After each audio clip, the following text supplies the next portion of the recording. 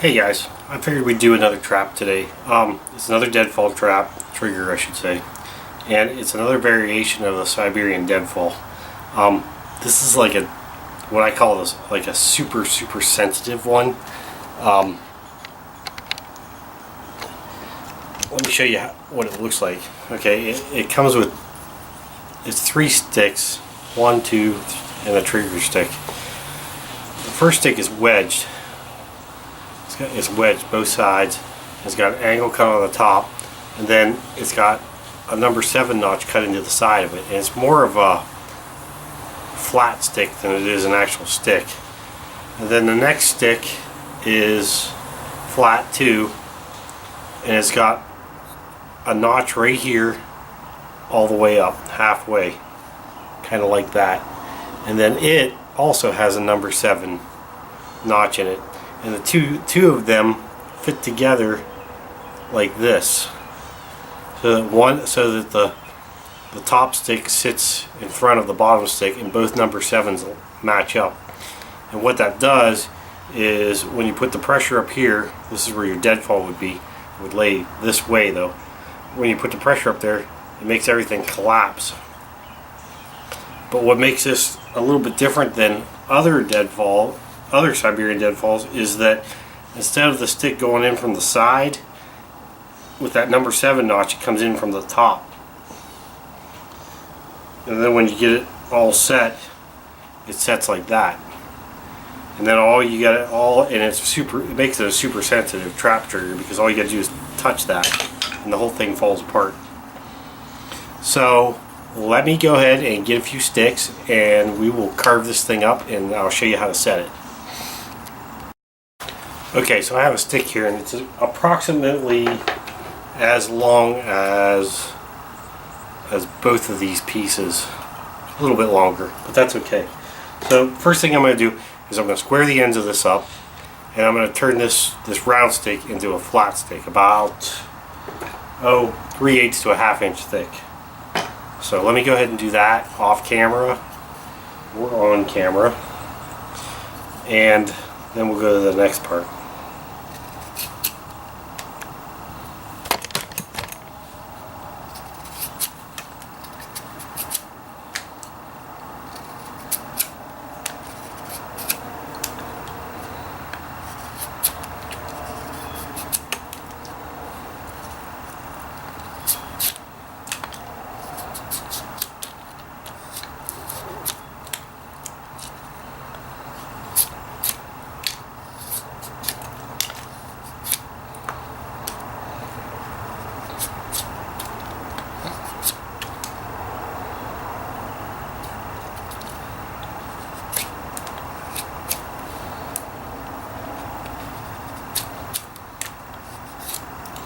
Okay, so after you get it looking like sort of like a board, square the tops off, and then I'm going to go ahead and cut it right about here. So let me get back with you. Okay, so I went ahead and cut it, squared up the other end too. Kind of squared it up, it's a little round, but that's okay because I'm going to do some stuff to it.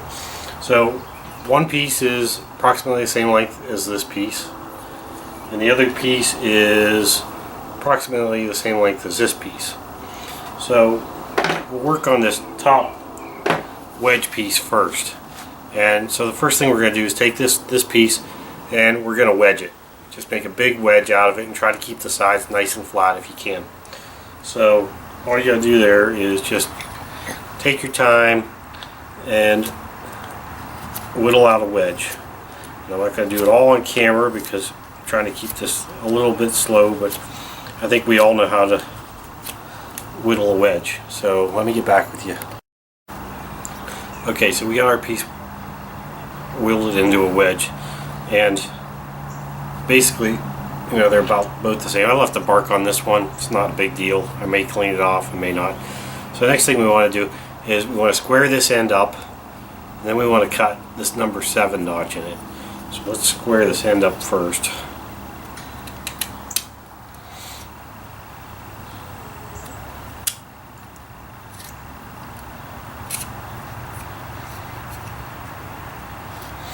And just like all these other traps, there's going to be a little bit of adjustment when you go to actually put the trap together. So, okay, so we got that end squared up. Next thing we want to do is put the number 7 in it. And for the sake of the video, I'm going to make this about the same as the other one. Within reason. Everything can change a little bit.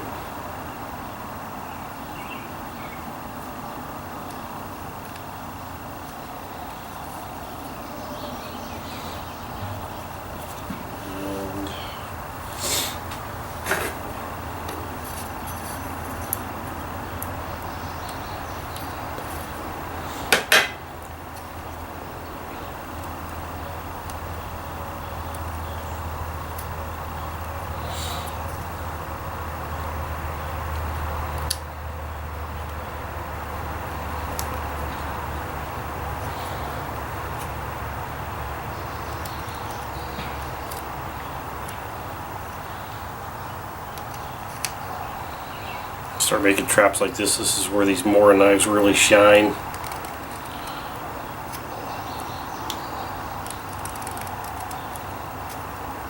You can make intricate cuts with these that you can't really make with some of them other knives. Although I can't really say I know for sure because I've never had any of those real expensive ones. Actually never been able to afford one, so it is what it is. So you just clean up this notch. Try to make it look nice. I'm trying to keep this on camera, which I probably didn't do a very good job of.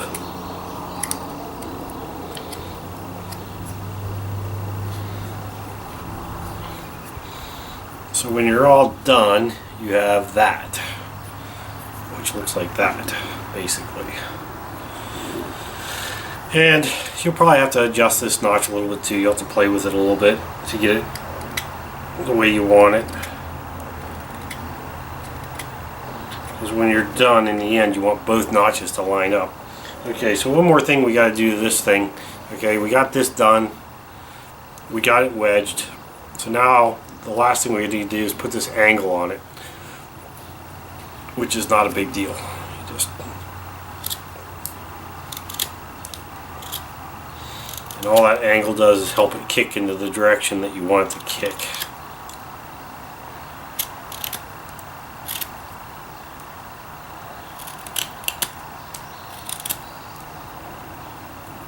And square the top of that up too.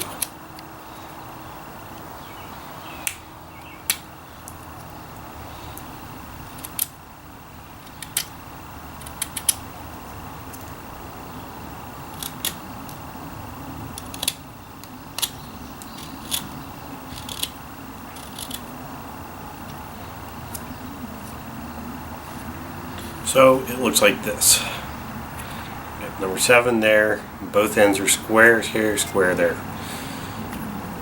Fits on there just like so. Okay, so now we can put this piece aside and we need to start working on the second piece, which is fairly simple too.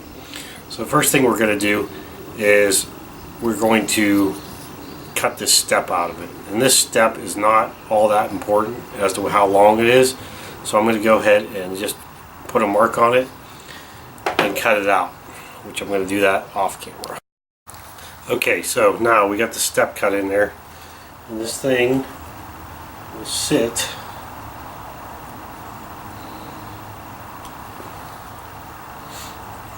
get this knife out of the way for a second. Show you this one first. This thing will sit just like this on here. So this one will sit just like this, and I can see already that we need to shorten this up a little bit right here. So let's go ahead and shorten this up, and I think at the same time I'm going to go ahead and flatten this back side of this out a little bit more so it sits up against here kind of nice and flat. So let me go ahead and do that. Actually do this first. Oops.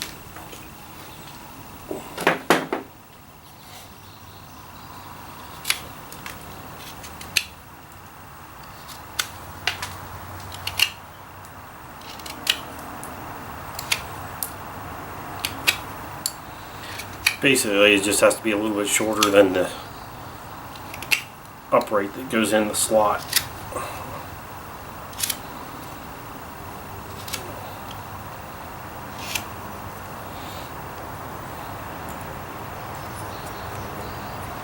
And I'll take a little bit more off just for good measure.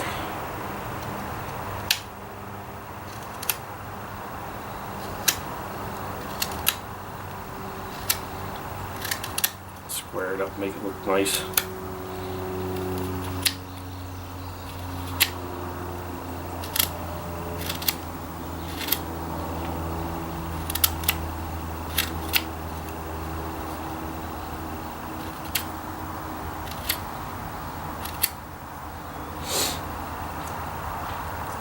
So it sits like this, and then when the pressure is put on it, it makes it want to break this way.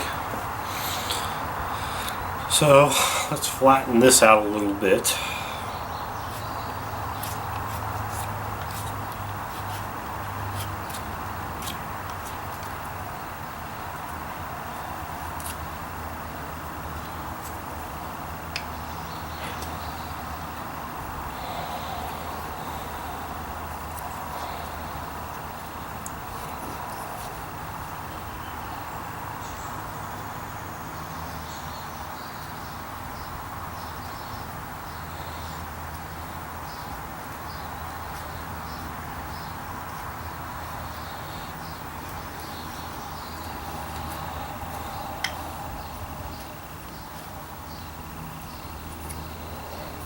So that it sits more flat. And that is pretty good. And by the way, this ledge down here doesn't have to be much of a ledge, just enough for that to sit on. Okay, so the next thing you want to do is you want to cut the number 7 notch into this big long piece. And how I do that is I lay that out just like that, both of them together, and then I mark it where the top of that number 7 notch is. Just like so. And I don't know if you can see that or not, but there's a little mark right up here at the top. Right up there at the top.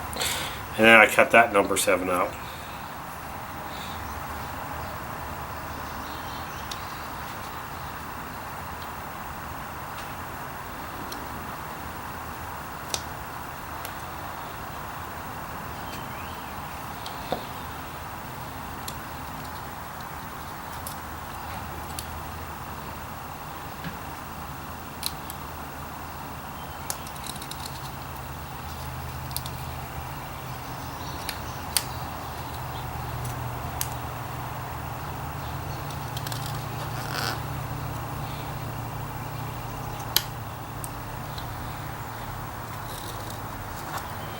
And like I said, the more knives really shine when it comes to this stuff.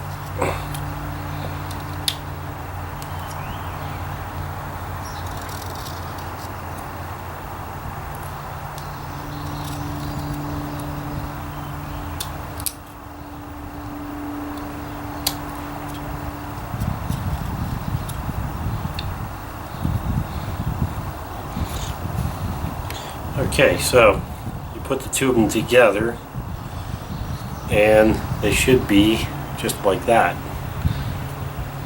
one right behind the other. So the next thing I want to do is basically all I want to do is sort of line these two notches up. If I have to take one out of a little bit out of one or the other, I do it until they're both the same. So let me go ahead and do that off camera.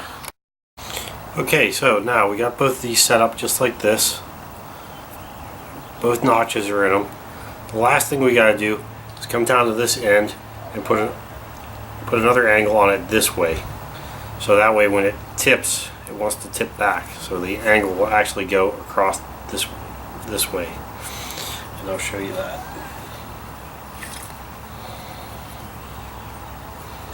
Let's make sure I have that sitting right.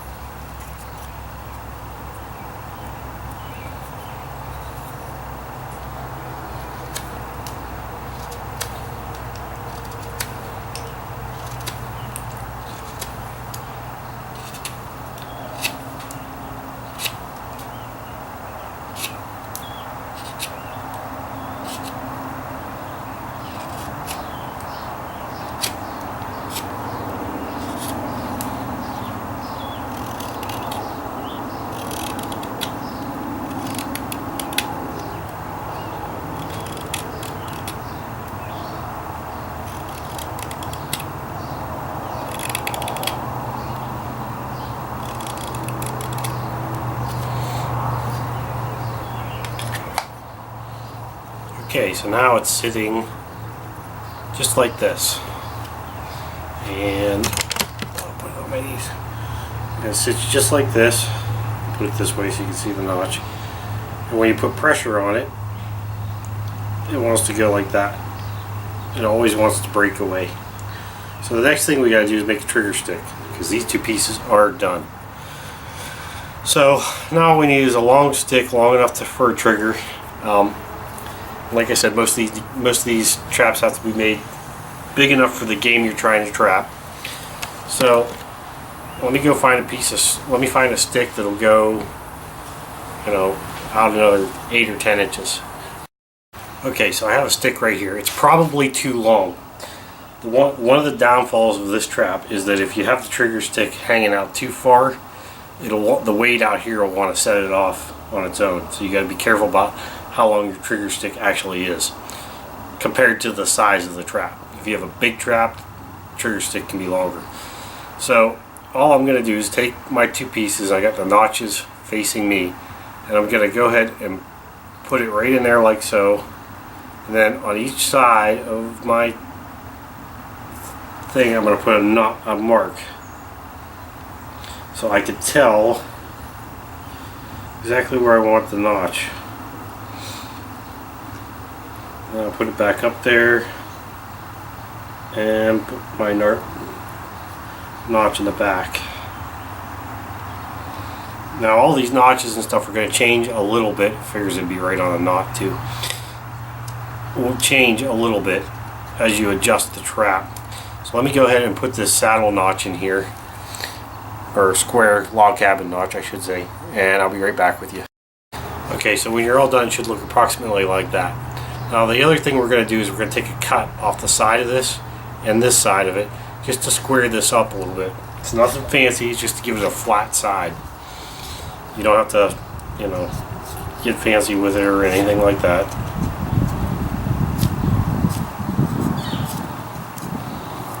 It's just so it lays in the trap a little bit nicer.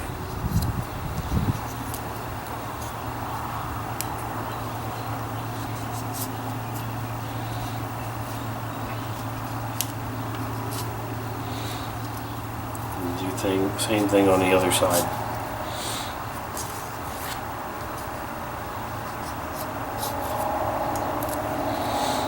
Okay, so other than shortening the trigger stick up a little bit, it's done.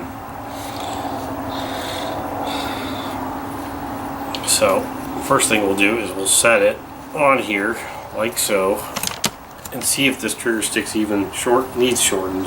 If it'll set on there on itself, then you don't have to shorten it, and it does, but barely. So we're going to shorten it a little bit, shorten it off a few inches, because you're going to have the weight of the bait on there too, which won't be much. And for demonstration purposes, I'll just put a point on the end of this.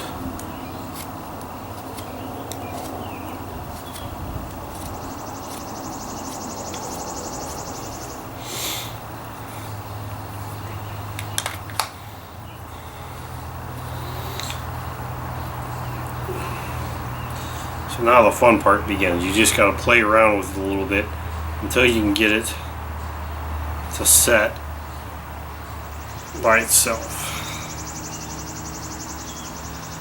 Sometimes that means adjusting this or that. It's pretty good right the way it is. So let me go ahead and get this thing all set up for you, and I'll show you how it works. Okay, so setting this thing's relatively easy. All you do is set it up so that it is like this. You want the short end right there in front, and the short end always goes under the deadfall itself. So what you do is, what I do is I take it like this, I pick up the deadfall, stick it under here just like so,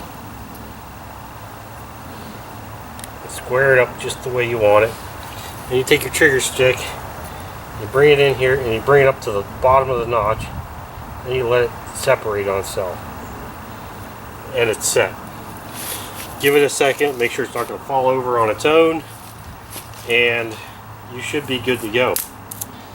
Now, this deadfall is kind of like a micro trap because it's super sensitive, because normally I would block this side off and make the animal come in from the other side. That way all you have to do is either push it down or push it this way to make it go off. But even if he comes in from the opposite side, if he comes in here and just touches it, it goes off. It kicks your two pieces outside of the trap, and it kicks quite a bit of your bait stick out too. So let me go ahead and set that up one more time, and I'll show you how it works. Again, I should say. And like I said, it's super easy to set. This is probably going to be one of my most favorite traps, and this is one that I kind of came up with on my own, just out of see, it sets that easy, and then you're ready to go. So this is what I'm going to call the ultra sensitive Siberian Deadfall trap, and it is a micro trap. You can trap all kinds of stuff, small stuff. All you gotta do is barely touch it and it goes off. So I just want to say thank you, and if you like the video, like, share, and subscribe.